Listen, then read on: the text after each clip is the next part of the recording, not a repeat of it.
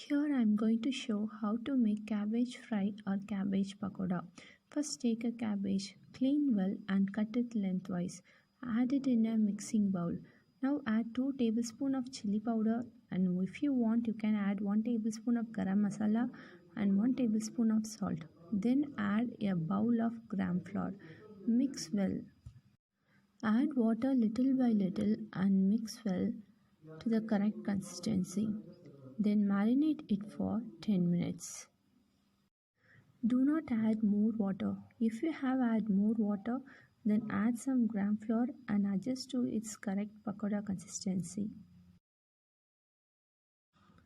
Now, after marination, take a bowl, add oil, let the oil heat. Now add in the cabbage and fry it well.